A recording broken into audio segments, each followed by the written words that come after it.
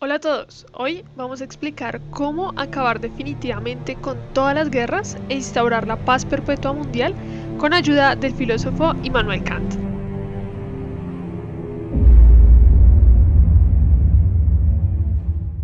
Es bien sabido que Immanuel Kant revolucionó la filosofía moderna con su pensamiento y prácticamente sin salir de casa.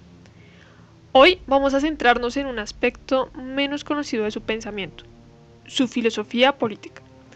En concreto, su opúsculo sobre la paz perpetua, escrito en 1795 hacia el final de su vida. En este texto, Kant se atreve a hablarles directamente a los estados de su tiempo para exigirles que avancen inexorablemente hacia un gobierno mundial que instaure la paz perpetua entre las naciones. Y como lo hemos podido ver, el estado de paz no es un estado natural entre los hombres. Kant menciona que el estado de naturaleza, es decir, el estado de libertad salvaje, sin leyes, es un estado de guerra de todos contra todos, incluso cuando no hay ninguna hostilidad declarada. La situación sigue siendo una guerra, pues no existe ningún marco legal común entre los individuos que asegure el comportamiento de mi vecino. Y ahora bien, salir de este estado salvaje es un deber de la razón, dado que, abro cita, la razón práctico-moral formula en nosotros su veto irrevocable. No debe haber guerra. Fin de la cita. Por tanto, dado que el estado de paz no es un estado natural entre los hombres, este tiene que ser instaurado y es producto de la voluntad humana. Es un logro político que en principio se ha solucionado entre países. Se han creado marcos comunes que, entre comillas, nos permiten ver a nuestros vecinos como vecinos y no como amenazas. ¿Cuál es el problema entonces? Lo que pasa es que ahora nos encontramos en una multitud de estados independientes entre sí, que se encuentran entre ellos en la misma situación de guerra en la que estaban los individuos en el estado de naturaleza. No hay entre los estados ningún marco legislativo común que elimine la percepción del otro como una amenaza constante, y por lo tanto, el único medio que tiene el estado para resolver sus diferencias con otro estado es la guerra. Pero la misma exigencia de la razón que obliga a los individuos a constituirse en un estado para superar la situación de guerra, obliga también a los estados, dice Kant, a construir una especie de estado o gobierno mundial mediante el cual instaurar la paz perpetua en la tierra y superar su propio estado de naturaleza. El objeto de este opúsculo, de este documento, es mostrar esa paz perpetua no solo como una exigencia de la razón, sino como algo posible, como algo que es realizable por los seres humanos. Para esto, Kant menciona 9 condiciones para alcanzar la paz perpetua, que explica en 6 artículos preliminares y 3 definitivos. Empecemos entonces por los preliminares. Primero, no debe considerarse válido ningún tratado de paz que se haya celebrado con las reservas secretas sobre alguna causa de guerra en el futuro. ¿Qué quiere decir esto? Normalmente lo que sucede es que dos estados acuerdan la paz cuando ya no beneficia a ninguno de los dos continuar en la guerra. Lo que pasa es que lo hacen con la reserva secreta de que en el futuro, cuando el enemigo esté más débil o yo esté más fuerte, entonces se renovarán las hostilidades a la menor excusa. Esto sería un aplazamiento de las hostilidades y no el fin de todas las hostilidades, que es lo que implica la paz. Por lo tanto, la primera condición para alcanzar la paz perpetua es que los estados se tomen la paz en serio, es decir, que cuando acuerden la paz, la acuerden de verdad, que la paz signifique realmente lo que debería significar. Segundo, ningún estado independiente, grande o pequeño, podrá ser adquirido por otro estado mediante herencia, permuta, compra o donación, porque un estado no es una cosa, no es una posesión del gobernante de la que éste puede disponer a su antojo. Es, en palabras de Kant, una sociedad de hombres libres, por la que nadie más que ellos mismos pueden mandar y disponer.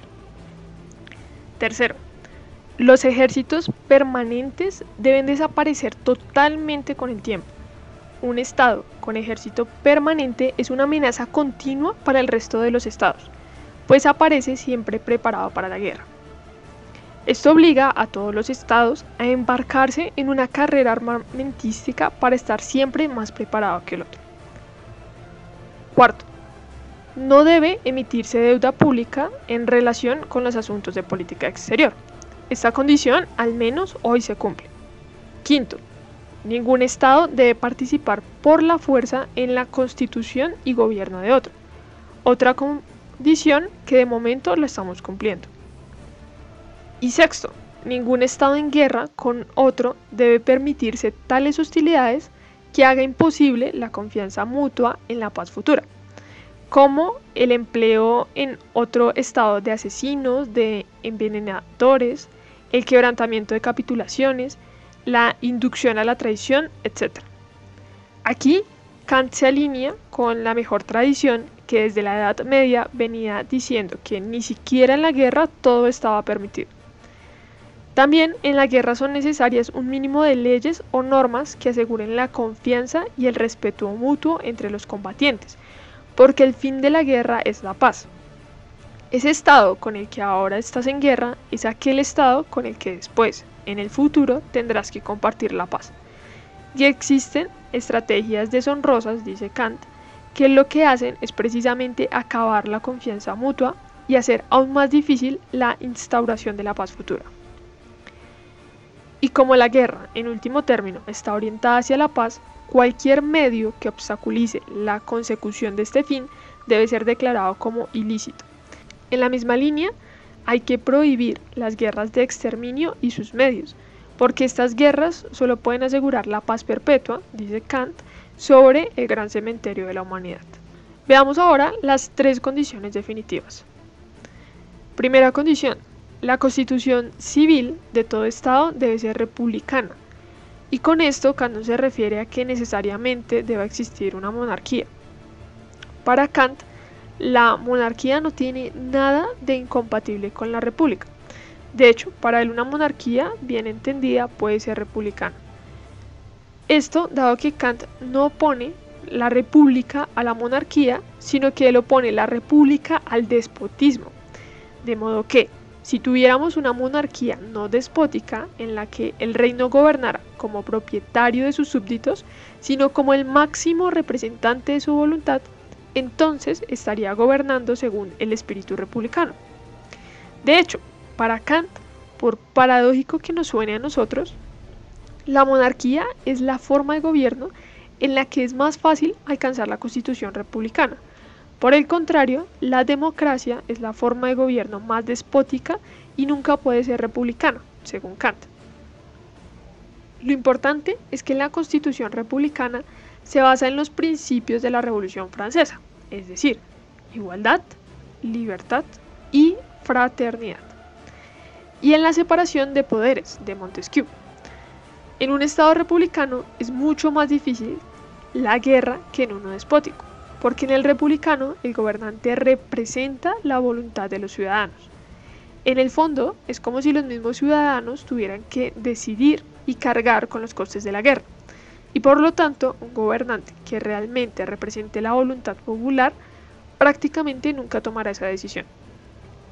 En cambio, en un estado despótico, la guerra es lo más fácil de todo, porque los súbditos son posesión del gobernante, y por lo tanto éste puede disponer de ellos como mejor le plazca. Segundo, el derecho de gentes debe fundarse en una federación de estados libres.